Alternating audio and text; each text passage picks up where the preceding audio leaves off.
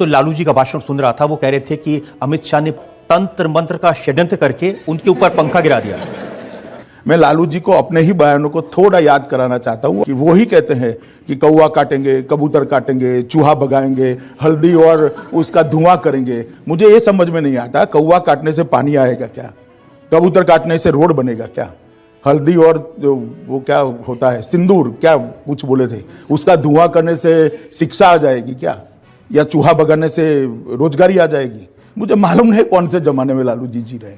शुरू के दिनों में जब चुनाव हुआ था तो मोदी जी भी विकास की बात करते थे, आप भी विकास की बात करते थे, नीतीश कुमार भी बताते थे क्राइम के आंकड़े कितने हैं वो, लेकिन अब सब लोग बात कर रहे हैं धर्म की, जाति की, बीफ की, गौमांस की। देखिए, आपकी लाइब्रेरी से सारे भाषण निकाल कर देख लीजिए, किसने गौमांस का भाषण सबसे पहले, भाषण या इंटरव्यू बिहार में किया? आपको मालूम होना चाहिए, लालू जी ने किया। अगर लालू जी ये कहते हैं गाय के मांस और बकरी के मांस में मूलतः कोई फर्क नहीं है, इस बात से देश के काफी बड़े हिस्से में लोगों की भावनाएं आहत होती हैं। लेकिन इन सब बातों से विकास का जो एजेंडा है वो तो पीछे रह गया। स्वाभाविक रूप से रहेगा, मगर कौन जिम्मेदार है? मैं आपके माध्यम से की जनता को पूछना चाहता हूं, किसने वहां पर बात की शुरुआत करी? और आप एक बार एक बांध को तोड़ देते हो, बाद में पानी कहां तक जाएगा उसका कोई कैलकुलेशन रहता है क्या? जनता को आप मूर्ख समझना बंद कर दीजिए। आज वही फंसे पड़े हैं। ये तो उन्होंने बांध को तोड़ते वक्त तय करना था कि क्या होगा। लेकिन अमित जी, कैसी भाषा का इस्तेमाल हो रहा है? आप लालू जी को शैतान कहें। मैंने नहीं कहा सर, मैंने कभी नहीं कहा। रजत जी, हो तो दिखाइए जरा आप। और वो बार बार कह रहे हैं कि आपने मुझे शैतान कहा तो मैं आपको ब्रह्म पिशाच कहूंगा। लालू जी से कोई और अपेक्षा नहीं है। और आपको उन्होंने नरभक्षी कहा बार बार। अच्छा बात नहीं है। चलिए, वो कुछ भी कहते रहे, मैं शुद्ध शाकाहारी व्यक्ति हूं। ये झूठ है, झूठ है, झूठ है। रजत जी, मेरा एक आपको भी अनुरोध है, आप इसका भारतीय जनता पार्टी पर दोष मर दिया जाता है, अब तो ये इसको भी थोड़ा देखना चाहिए। कैसे देखें जी, अगर मुख्यमंत्री जिम्मेदार व्यक्ति हैं, वो ये बात कहें कि अगर बीफ खाना है तो भारत में मत रहिए। उन्होंने ऐसा नहीं कहा है एग्जैक्टली कहा कि मुसलमान इस देश में रह सकते हैं लेकिन बीफ खाना छोड़ना होगा। वो ठीक है, ऐसा उन्होंने नहीं बोलना चाहिए। उन्होंने खुद खेद व्यक्त किया है और पार्टी ने भी कहा है कि खट्टर जी के बयान के साथ पार्टी इत्तेफाक नहीं रखती, वो उनका व्यक्तिगत बयान है, उन्होंने बयान नहीं देना चाहिए, उसमें दो राय नहीं है। सबसे पहले कौन गया? राहुल गांधी गए। उनको सवाल पूछा आपने? वो तो बोलते ही नहीं है। मगर वो नहीं बोलते हैं तो कांग्रेस पार्टी को पूछे भैया। ये ठीक है, उनके मुंह से एक शब्द निकल गया, उसको पकड़कर बात का बटंगर बना रहे हैं, मगर मुझे ये बात का जवाब दीजिए, इवन आपका चैनल भी समाजवादी पार्टी को क्यों कटघरे में नहीं खड़ा करता? करना चाहिए या नहीं करना चाहिए? काफी लोग तो ऐसे हैं जो मोदी क्यों चुने न जाए इसका एक पत्र पारित किए थे लोकसभा के चुनाव में, अब चुनकर आ गए, तो हम क्या करें? जनता ने चुना है भाई।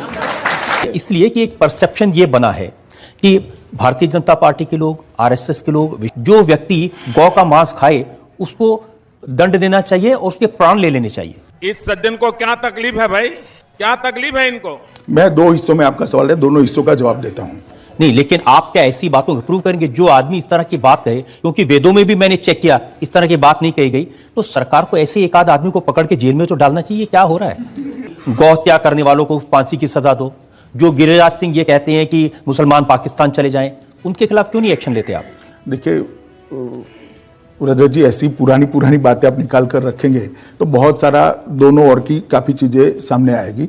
जिन लोगों ने दाकर ये कहा कि हम गाय बचाने के लिए तन मन धन और गन से समर्थन करेंगे, मैंने कहा, देखिए, इस प्रकार के किसी भी बयान से भारतीय जनता पार्टी इत्तेफाक नहीं रखती है।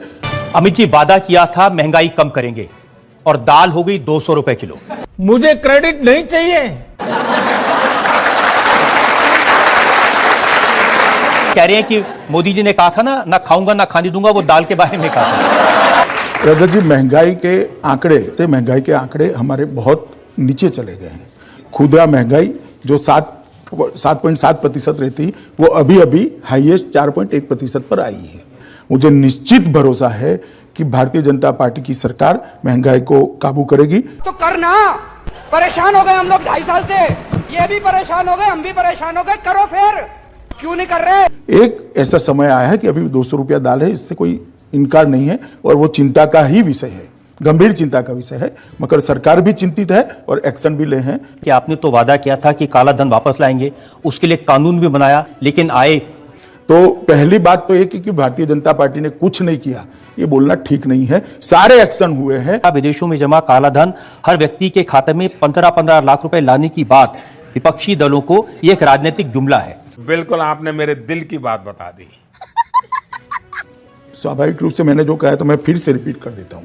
प्रधानमंत्री मोदी जी ने कहा था कि विदेशों में इतना काला धन है कि अगर उसका भागाकार कर दिया जाए, मतलब उसको डिवाइड कर दिया जाए, तो हर व्यक्ति के खाते हिस्से में 15 लाख रुपया आएगा। इसका मतलब किसी के बैंक अकाउंट में जमा नहीं होता। रजत जी, आप भी समझ सकते हैं, जब भाषण देते हैं इमोशनली, तब जो बोलते हैं उसका इस तरह का फुल स्टॉप कॉमा में मीनिंग नहीं निकलता है। क्या क्या कहना क्या चाह रहे हैं भैया आप?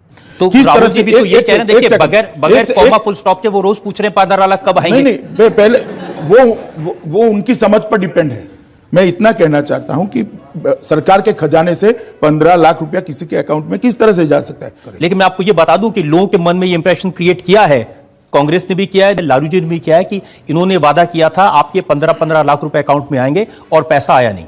वो ठीक है, आज क्लियर हो जाएगा आपके माध्यम से। तुम्हें शर्म है? कुछ शर्म आया है? और आपने किसानों से वादा किया था कि अच्छे दिन आएंगे,